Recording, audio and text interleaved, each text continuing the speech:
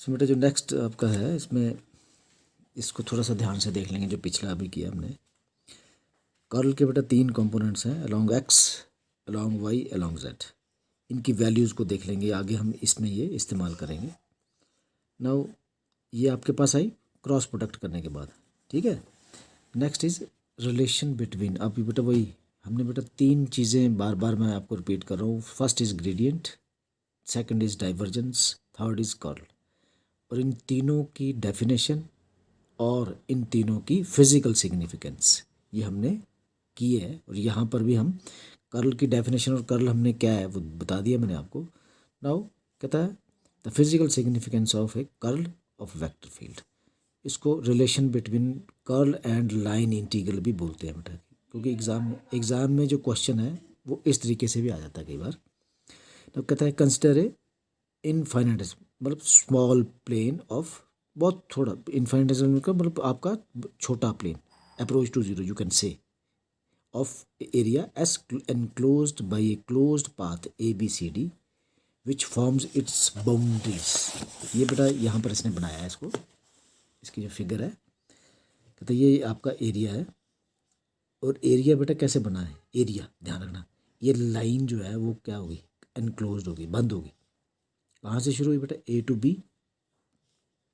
ना बेसिकली ये बोल रहा है कि जो आपकी वेक्टर फील्ड है, वेक्टर फील्ड मूव कर रही है बेटा ए से बी तक, B to C and C to D and D to A. Okay, अब आप देख रहे हैं यहाँ पर बेटा 2 एक्सिस इन्वॉल्व हो रहे हैं, it is X, it is Y. Basically this is the component, X component of vector field and here it is the Y component of vector field, ठीक है।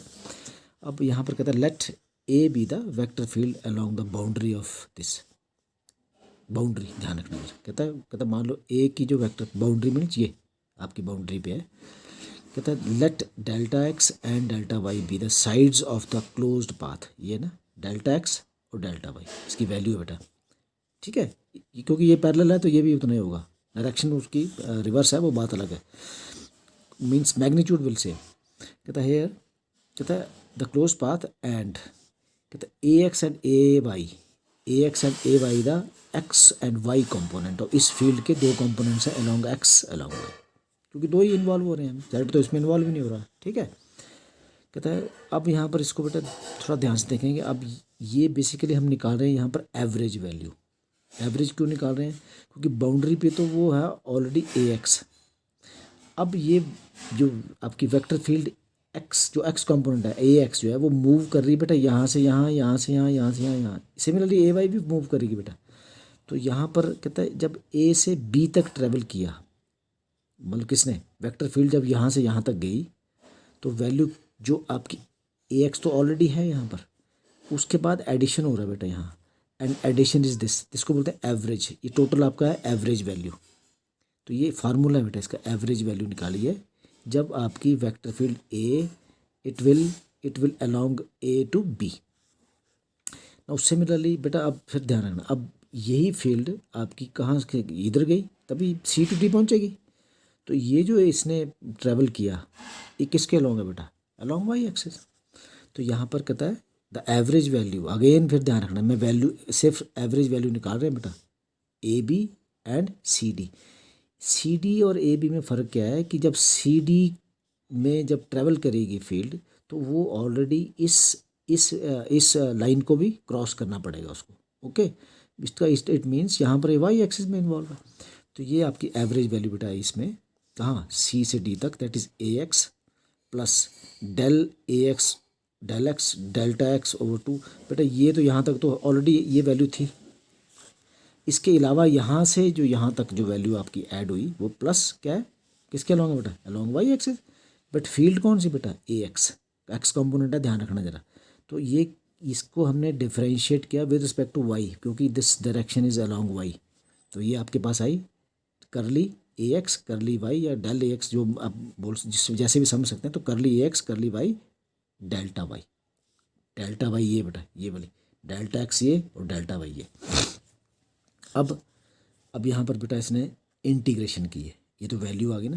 कहता है इंटीग्रेशन मीन्स ए से बी तक total value A dot D L is equal to A X बेटा ये इसकी average value है, किसकी, ए से बी तक, और इसने यहाँ से यहाँ जो ट्रेवल किया तो कितना डिस्टेंस ट्रेवल किया, डेल्टा एक्स, तो it should B multiplied by delta x. Similarly बेटा जब सी से डी तक किया तो एवरेज वैल्यू कितनी बेटा, ये वाली, इस एवरेज वैल्यू में कितना इसने एक्स्ट्रा, इसने अगेन इसने जो ट्रेवल किया बेटा कहाँ से, अगेन इसने delta x but in negative direction, इसलिए बेटा यहाँ पर माइनस है, ये एवरेज वैल्यू है, इसको मल्टीप्लाइड बाई डेल्टा एक्स और इट इज़ माइनस। ओके, अब बेटा यहाँ से यहाँ और यहाँ से यहाँ, तो ये टोटल कर दिया इसने, तो इन दोनों का टोटल किया तो ये आपके पास वैल्यू है। अगेन मैथमेटिकल पार्ट आप देखेंगे and it is the value आपके पास है, it is equal to minus this over this, means curly curly A x curly Y delta x delta y. Similarly बेटा अब ये तो आपका आया क्या, ये आपकी आई x component of vector field जो कि ट्रेवल की ए से बी और सी से डी, लेकिन जो सी से डी गई वो यहाँ से होके गई। ओके, नाउ सिमिलरली अगर आपकी जो वाई कंपोनेंट है वो कहाँ से शुरू होगा बेटा, बी टू सी, किसका, वेक्टर फील्ड का, और फिर उसने फिर ट्रेवल किया बेटा ये वाला पार्ट भी, और फिर कहाँ से कहाँ, डी टू ए। मैं सिर्फ अगेन फिर वाई कंपोनेंट की बात कर रहा हूँ। अब यहाँ पर कहता है here B to C A dot D L plus D to A D to A, ये वाला ये वाला बेटा, ठीक है, इसमें बी टू सी और B to C and D to A. अब अगेन बेटा इसको सिमिलरली करके you will get this value, again ये प्लस में है, इस चीज़ को ध्यान में रखेंगे, ये माइनस में है, ये प्लस में है बेटा। अब क्या है, अब इनका दोनों का टोटल कर दो तो आपका पाथ बंद हो गया, क्लोज्ड पाथ हो गया, तो यहाँ पर इसको बोलता है the closed path curve C A dot D L, कितना आएगा, ए से B, B to C to D and D to A, बंद हो गया। ओके, तो it is closed, it is closed line integral, तो आपका ए से B to C to D and D to A, ये दोनों ये वैल्यू बेटा हमने प्लस ऑलरेडी निकाली हुई है। When you got this value आपके पास बेटा ये आएगा, ये नो ये आपकी ये वाली वैल्यू, ये आपका दिस माइनस दिस, ठीक है। हमारे पास बेटा ये अगर आप प्लस करेंगे तो आप देखेंगे ये आपके पास करली ओवर करली एक्स, ये करली ओवर करली वाई है, बीच में माइनस है, ए वाई ए एक्स है, और ये कॉमन है दोनों में, ये बाहर निकाल लिया मैंने। जब मैंने बाहर निकाल लिया तो हमारे पास बेटा क्या आएगा, नाउ दिस वैल्यू, ये क्या है बेसिकली, ये बेसिकली बेटा curl of A along Z axis, ये it is A Z component, ये कर्ल का जेड कंपोनेंट है। पीछे अभी मैंने अभी बताया कि ये आपको ध्यान से देखेंगे, तो now it means it is curl of A Z, Z means it is A Z component of curl of A. Similarly बेटा आपके पास ये डेल्टा एक्स और डेल्टा वाई क्या है बेटा, it is area, it is area of rectangle, ये जो रेक्टेंगल आपका ऊपर जो हमने बनाया A B C D, whose area vector is S K cap, मतलब क्या हुआ बेसिकली बेटा, एरिया जो है वेक्टर क्वांटिटी है, उसकी डायरेक्शन डिसाइड कैसे होगी, it should be the perpendicular to this, ये जो प्लेन बनाया है इसके परपेंडिकुलर होगी, तो परपेंडिकुलर कौन सी डायरेक्शन है बेटा, जेड एक्सिस, जेड की डायरेक्शन क्या है बेटा, के कैप। नाउ ये closed path it is equal to this dot, ये अब ध्यान रखना जरा, अब ये इसको बेटा वेक्टर बना दिया इसने। नेचुरली अगर आप करेंगे इसको तो के कैप डॉट के कैप, क्योंकि ये भी डायरेक्शन जेड की है, ये भी डायरेक्शन जेड की है, तो डॉट प्रोडक्ट है बीच में, तो के कैप डॉट के कैप क्या आएगा बेटा, 1। तो यहाँ पर इसने इस चीज़ को कहता है योर ये this closed path C A dot D L maximum, ध्यान रखना ये इंपॉर्टेंट है, इट इज़, ये मैक्सिमम वैल्यू है बेटा इसकी, इट इज़ इक्वल टू किसके बराबर है बेटा, मैक्सिमम कब होगी, यहाँ पर इसने क्या कर दिया, इसका मैग्नीट्यूड किया, मैग्नीट्यूड का मतलब क्या, यहाँ सिर्फ मैग्नीट्यूड मॉड के अंदर है ना बेटा, और एस का भी इसने क्या किया, आप अगर आप अदरवाइज देखेंगे तो जो आपकी डायरेक्शंस हैं बेटा वो डॉट प्रोडक्ट करके 1 आ गई, तो आपका सिर्फ मैग्नीट्यूड ही तो रह गया इसका, ठीक है। Now it is S, and यहाँ से बेटा अगर आप देखेंगे तो हमारे पास this del cross A mod it is equal to your this closed path C A dot D L maximum, अभी जो पीछे किया बेटा हमने जस्ट एस। अब इस ये बेसिकली बेटा ये आपकी मैथमेटिकल लैंग्वेज में ये इसकी वैल्यू आ गई कर्ल ऑफ ए की। फिर ध्यान रखना, तो इसको थ्योरेटिकली लिखना है तो कैसे लिखेंगे, now what is this is magnitude, इसके इस तरफ the magnitude of curl A at a point is equal to किसके, maximum value of line integral, ये लाइन इंटीग्रल है ना बेटा, मैक्सिमम वैल्यू, ये maximum value of line integral of a vector field A the along the closed path, ये इसलिए बेटा closed path है, इनफाइनाइटेसिमल प्लेन पर यूनिट एरिया एंड क्लोज पर यूनिट एरिया, तो एस से पे डिवाइड कर दिया बेटा। इस क्लोज कर्व के जो जब आपने कर्व को बंद कर दिया तो बीच में क्या बना, एरिया, तो उससे आपने डिवाइड कर दिया। कहता है इनफाइनाइटेसिमल प्लेन पर unit area enclosed by it. Now this is theoretical definition. Now this is basically curl A physical significance बेटा। नाउ नेक्स्ट इसमें कर्ल ऑफ कंजर्वेटिव फील्ड और लेमिलर वेक्टर फील्ड। अब ध्यान रखना यहाँ पर कंजर्वेटिव फील्ड बेटा, हमने मैकेनिक्स में कंजर्वेटिव फील्ड की प्रॉपर्टी की थी। नाउ कंजर्वेटिव फील्ड की प्रॉपर्टी में हम यहाँ पर इसको देखेंगे। इसमें कहता है कंसिडर ए क्लोज्ड पाथ, ये बेटा इसने क्लोज्ड पाथ ए से A2 और A2 से A1 बंद हो गया रास्ता, तो इससे क्लोज्ड पाथ। आपकी कोई वेक्टर फील्ड ट्रेवल कर रही है यहाँ से यहाँ तक, उसका पाथ कौन सा है बेटा, C1, और यहाँ से यहाँ तक पाथ कौन सा बेटा, C2। One is along this direction, another is along negative direction इसके। तो यहाँ पर कहता है इन केस अगर हम कंजर्वेटिव फील्ड की बात कर रहे हैं, the line integral of the field is independent of the path taken. जो लाइन इंटीग्रल है कंजर्वेटिव फील्ड का, उसका रास्ते के कौन सा रास्ता वो बेटा लेती है, इससे कोई फर्क नहीं पड़ेगा उसके ऊपर। तो कहता है it is independent of the path taken. Now it means such that, इसका मतलब क्या हुआ, कहता है this C1 E dot DL is equal to, ये आपका ये रास्ता है बेटा, C1 E dot E is equal to minus, क्योंकि ये माइनस में, तो minus C2 E dot DL। Therefore the line integral along a closed path is given by, अब इसको इधर ले गए तो राइट साइड में जीरो आ गया। व्हेन इट इज़ जीरो, ध्यान रखना, अब मैं जो मैं बोल रहा हूँ बेटा, ये है आपका क्लोज्ड पाथ किसका, ये कंजर्वेटिव फील्ड का क्लोज्ड पाथ में लाइन इंटीग्रल। अब बेटा कर्ल की डेफिनेशन अभी पीछे की हमने जो कर्ल किया, नाउ दिस इज कर्ल। अब ये आपकी वैल्यू, ये अब यहाँ पर बेटा, यहाँ पर ये पुट कर रहा है किसको, कंजर्वेटिव फील्ड को।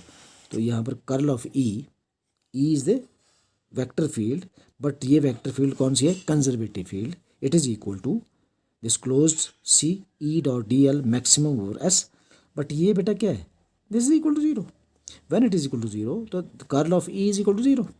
Curl of E is equal to zero का मतलब क्या है, यू कैन राइट दिस इस वे में।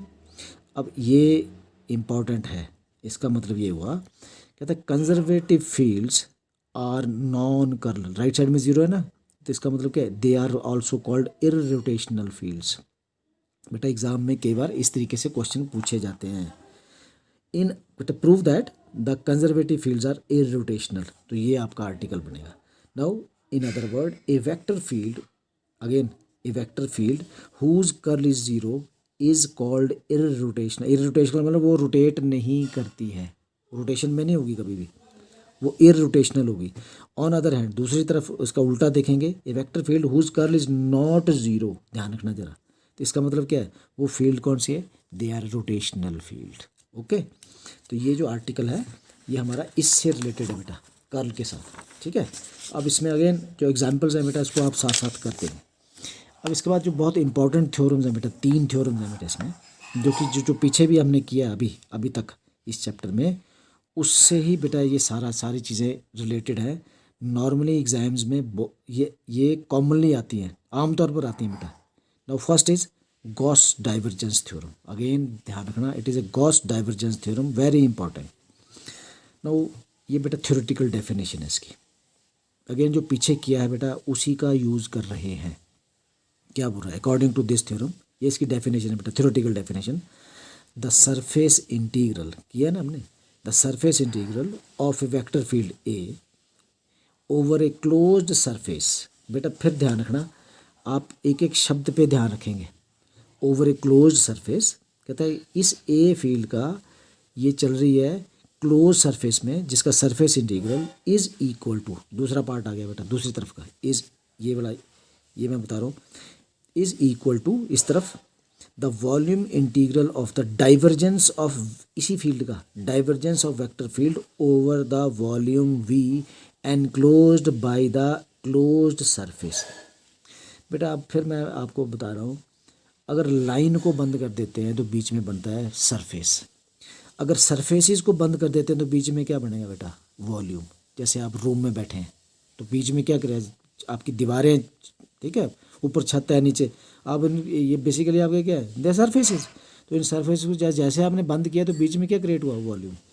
यहाँ पर क्या बोल रहा है, अब इसी डेफिनेशन को जो थ्योरेटिकल है उसको उसने मैथमेटिकल में लिखा है बेटा, that is the close surface S, ये ए क्या है, वेक्टर फील्ड है, इसका सरफेस इंटीग्रल ये आया बेटा, क्लोज इज इक्वल टू किसके बराबर बेटा, divergence of this field over this volume integral, किसके बेटा, ये आपके है, कहता वो जो कि इस सरफेस के एनक्लोज करने से जो वॉल्यूम बना है बेटा उसका। Now this should be equal to this value. Now in other word the flux, इसका मतलब the flux of a vector field A over a close surface, ये फ्लक्स है बेटा इधर बड़ा, is equal to the divergence of the vector field over the volume enclosed by the surface. Now this is the definition, ये बेटा theoretical definition है, 2 definition समझ लो इसकी, और साथ में बेटा इसकी ये मैथमेटिकल एक्सप्रेशन है, सेम इसी को एग्जैक्टली सेम, ठीक है। बाकी थ्योरम हम नेक्स्ट उसमें इसको प्रूव करेंगे।